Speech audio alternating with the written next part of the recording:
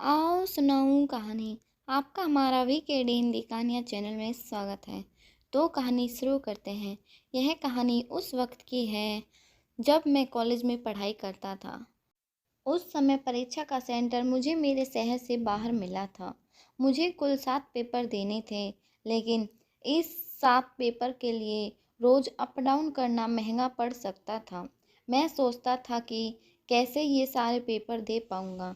हमारे एक दूर के रिश्तेदार अंकल और आंटी उसी एग्ज़ाम सेंटर वाले शहर में रहते थे। तभी मम्मी ने पापा को उनकी याद दिलाते हुए बताया, तो पापा ने कहा, हाँ ये अच्छा रहेगा, एक हफ्ते के लिए तू वहीं चला जा, पेपर खत्म होते ही वापस आ जाना।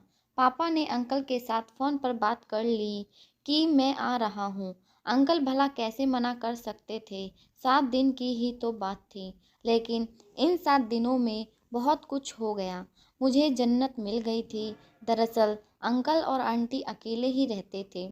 एग्ज़ाम के 3 दिन पहले ही मैं वहाँ पहुँच गया था। अंकल थोड़े बूढ़े थे, लेकिन आंटी की तो क्या बात करूँ, वो तो अभी एकदम जवान लगती थी।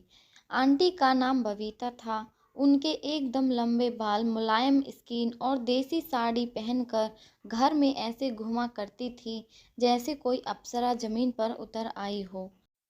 वो एक हाउसवाइफ थी। मुझे तो उनके घर पर रहकर सिर्फ पेपर देने से मतलब था। ये सब कैसे हुआ, आपको बताता हूँ। हुआ यूँ कि 3 पेपर देने के बाद एक दिन रात को मैं थोड़ा रिवीजन करते हुए कमरे में बैठा था। मेरा दिमाग घूम रहा था। एक तरफ पेपर की टेंशन और दूसरी ओर बार बार आंटी का मेरी तरफ देखकर मुस्कुराना। तभी आंटी मेरे कमरे में आई और वे रात्रि वस्त्र पहनी हुई थी। आंटी बोली, अरे अभी भी पढ़ाई कर रहे हो, सो जाओ, थक जाओगे। मैंने ऊपर देखा, उनके बाल पूरे खुले थे, लेकिन मैंने वो सब नज़रअंदाज किया। मैंने कहा, ये बहुत मुश्किल वाला पेपर है, इतने पेपर और ऊपर से पूरे साल पागलों की तरह पढ़ना, सच में मैं पढ़ाई करते करते पागल ही हो जाऊंगा।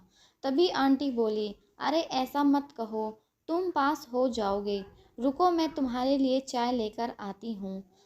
अरे नहीं आंटी, अब रात को क्यों चाय बनानी है, आप रहने दीजिए, खामखा आपको तकलीफ़ होगी। इसमें तकलीफ़ कैसी, मैं अभी आई, यह कहकर आंटी चली गई। और आंटी कुछ ही मिनट बाद चाय बनाकर लाई और मैंने चाय पी ली। मैंने कहा, आंटी आप बहुत ही अच्छा खाना बनाती हैं और चाय भी। आंटी मेरे मुंह से तारीफ़ सुनकर मुझे शुक्रिया बोला और आंटी आह भर के बोल उठी, अरे बेटा, पता नहीं कितने सालों से मैं ये सब करती आ रही हूँ, अब तो जैसे आदत पड़ गई है। मशीन की तरह रोज़ जागकर एक ही काम, झाड़ू पोछा कपड़े धोना बर्तन, इतना हुआ नहीं कि फिर से सफाई। अब तो होता ही नहीं ये सब। मुझे तुम्हारे मुंह से तारीफ सुनकर अच्छा लगा। आंटी ये सब बोलती हुई भावुक हो गई थी और हल्का सा रोने भी लगी थी। मैंने उनके कंधों पर हाथ रखकर कहा, सबके घर में शायद ऐसा ही होता होगा। घर के काम की इज्जत बहुत कम होती है, लेकिन आप बहुत प्यारी हो। आंटी मुझे देखती रह गई। फिर अचानक से उन्होंने मुझे हक कर लिया और काफ़ी देर बाद आंटी स्माइल देकर कहने लगी, हाय, इतने सालों से तेरे अंकल ने कभी हग नहीं किया था। आज बहुत अच्छा लग रहा है। मैं उन्हें देखने लगा था। फिर वे बोली, अरे तुम्हारे माथे की लकीरें तन कर बाहर क्यों दिख रही हैं। हाँ, वो मैं खूब पढ़ाई करता हूँ ना, तो स्ट्रेस हो जाता है। आंटी ने कहा, मेरे प्यारे, क्यों इतना पढ़ा करते हो, गर्लफ्रेंड क्यों नहीं बना लेते कोई, उससे बात करोगे तो मन हल्का हो जाएगा। अरे आंटी, मैं कहाँ ये सब करूँ, ये सब मेरे बस की बात कहाँ, मुझे तो अपनी तन्हाई ही ठीक है। ऐसा मत बोलो, तुम चाहो तो मेरे साथ भी वो वाला काम कर सकते हो। ये कहते हुए आंटी जरा शर्मा गई। Are you serious? लेकिन आंटी ये गलत है। हमारा रिश्ता ये इजाज़त नहीं देता है। क्या फ़र्क पड़ता है, कुछ देर को सब भूल जा, पेपर्स। आंटी कहीं आपके चक्कर में मैं फ़ेल हो गया तो। इस बात पर वो ज़ोर से हंसने लगी। अरे पागल, टेंशन नहीं लेने का, ऐसा कहकर वो हंसने लगी। कसम से आंटी की खिलखिलाहट बहुत प्यारी लग रही थी। मैं उन्हें देखता ही रह गया। फिर वो सब के बाद हम दोनों सो गए थे। इस तरह 7 दिन पूरे हुए और मेरे जाने का वक्त आ गया। दोपहर को मैं अपना सामान पैक कर रहा था, तब आंटी दरवाजे पर खड़ी रो रही थी और मुझे देख रही थी। मैंने उन्हें देखा तो वह दौड़कर मेरी बाहों में आ गिरी। ऐसा लगता था कि मानो फेरे ही ले लिए हों। अब तुम ही मेरे पति हो, तुम मुझे छोड़कर यूं नहीं जा सकते।